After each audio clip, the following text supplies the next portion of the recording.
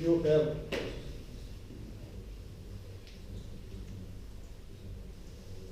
you have this is, let's say, your normal Genoa, and if you have the inner stay sail that goes like this, the rule says you may use it as long as this clue point does not go aft of this. Yep. So basically, when you put them flat along the center line, this point shall be aft of this point. You cannot have something like this. So, and the stay sail shall be declared. There is provision to have one on board while racing, and frankly, currently in the VPP is for free. And there has been some thoughts that we should maybe improve the VPP in that direction, but it's. And in the program in the IMX, when you created the XF file, Yeah. you mark it as active or not active. You may mark it as active, mark as a set flying, but as the area will be much smaller than this, you will not have effect on the rating. I mean, if the same I flying realize the concept. I'm just the trying largest to understand how to develop about saying that my state sails are set flying. They are smaller in area and smaller in measurements than the heavy weather jibs. Thus, they do not need to be made active at all, regardless if they're set flying or set on the forestay. I mean, if you don't set it, if you don't put it as an active, you will not make any mistake. It's only question how it is. Would you be, as long as it complies to that Yes, drawing, to that rule. and if it also complies to heavy weather jib measurement in size, Yeah. it's 13% of ISP Yeah. and so on. Can you then still only have one stasis, or can you have multiple heavy weather jibs? We can come back to that question. My first question has been answered, so thank you.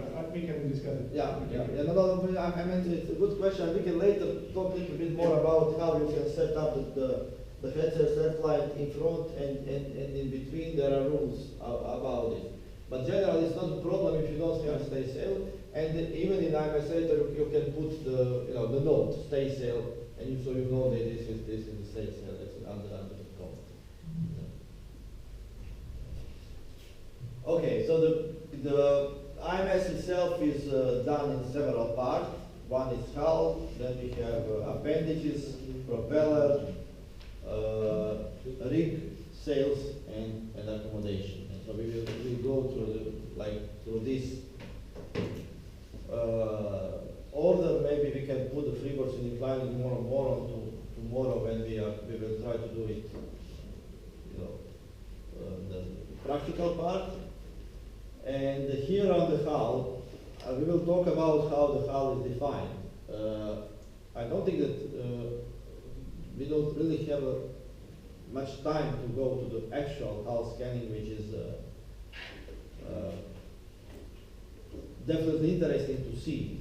And Nicola will remain here longer on Monday and can discuss also with Jarek and other guy who is with the disto. But basically, currently, we need hull measurements to define the hull shape. We need hull shape and geometry as important factors for predicting the boat performance. Because if you have the boat, some rating rules will just take the displacement. Yes, this is one of the things, but there is displacement, there is a wetted surface, there is actual shape of the hull, and the volume distribution along the hull. There are appendages that are pretty much affecting your boat. Otherwise, probably every boat would be the same, and we will not have, your designers will not have any job. So all this hull, together with appendages, is provided to create that offset file that we were also mentioning yesterday. So the offset file is the file that describes the geometry of the hull. What we need is to put the boat in coordinating system where x-axis is longitudinal with zero at the stem and positive towards the stem. Y is transverse with 0 at the center line and positive outwards, and Z is vertical with 0 at the waterline and positive upward.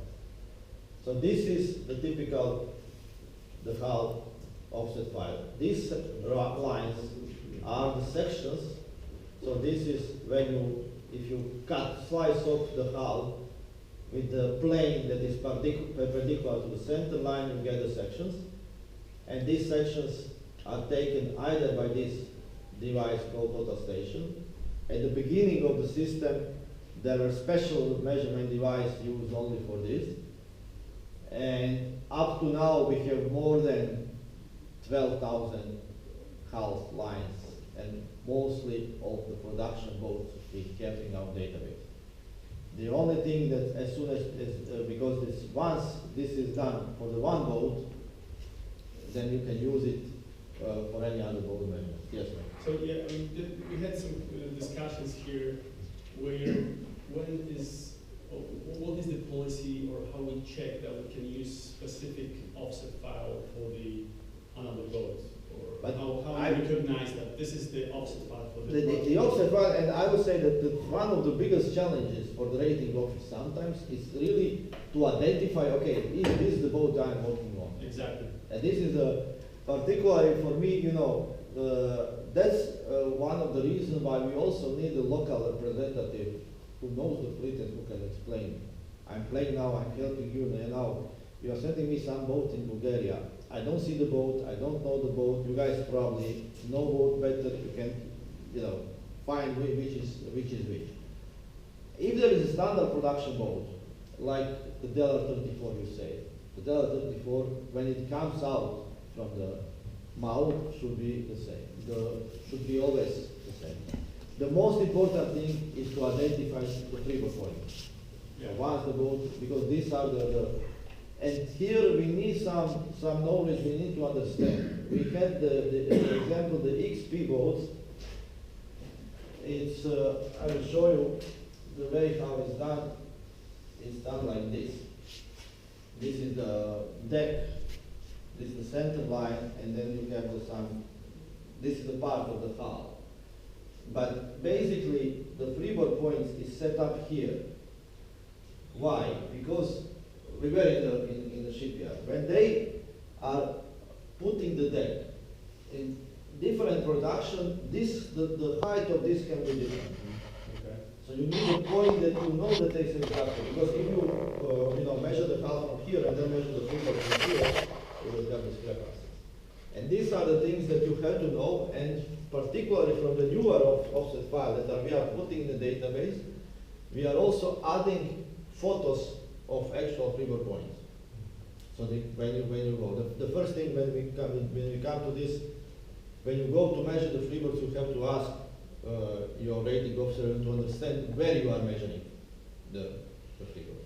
This is the so to identify the proper offset file, yes, it is a problem, and it is a fact that for some type of the boats we have more than one and different offset files, and this is a project that is always on our to-do list, a bit of cleanup of the offset files database, because just briefly to explain you, the system is not completely centralized. The system, it still relies on the rating officer to work on his local computer and to upload the offset files. And if it is uploaded once, it is not a central that as soon as I change one, it's changed for everyone. If I made the boat and I upload it, and then Jarek don't know this and did not download a newer version or something, then we have some discrepancies. And this is the challenges we are now currently working on and trying to make it, it's as clean as possible. But generally, for the big majority of the fleet, I would say this is not a problem. And I said we have more than 12,000, probably 13,000 offset files. And we have also possibility to edit offset files, to remove the keel, to add another keel, to manually check a couple of points, to if we see that anything is wrong. In Croatia, for example, you have a new Trace 36.7 coming in. Somebody bought it from somewhere, and the boat racing before, so there was no certificate before, so it's like a new way to. So, of course, maybe there was a short key or a long key version and so on. So, what is your approach? How do you deal with that? The first measurer will go there and measurer will ask me, and he will tell me, okay, I have first 3.7. I go to database, okay, we have this boat. You measure the freeboards on that and that. Then I ask him what is it, or I will tell him there are two different kill versions. Do you know which is this one? For example, I got now for some of the charter boats fleets, I got some of the new boats. For example, with Bavaria's, at one stage they completely changed from Jakobin design to Far design. Yes. And they call everything Bavaria 46 Cruiser. A new one is called Bavaria Cruiser 46. So, and then I got, the measurer is coming, me, I have this boat, what to do? And then I'm asking, okay, first try to identify what is the age date. It is new design. Is it new design? Okay, then we know it is Far design. It is not anymore. And then sometimes and very often I also ask him, send me the photo of the boat so I can see immediately which boat is. I can see immediately comparing with the offset files. One thing that we have to take, and this was also the question raised here, the offset files are copyright protected by their designers. The access to the offset file is given only to the rating officers and to the measurer, to perform the measurement to get an offset file, and they can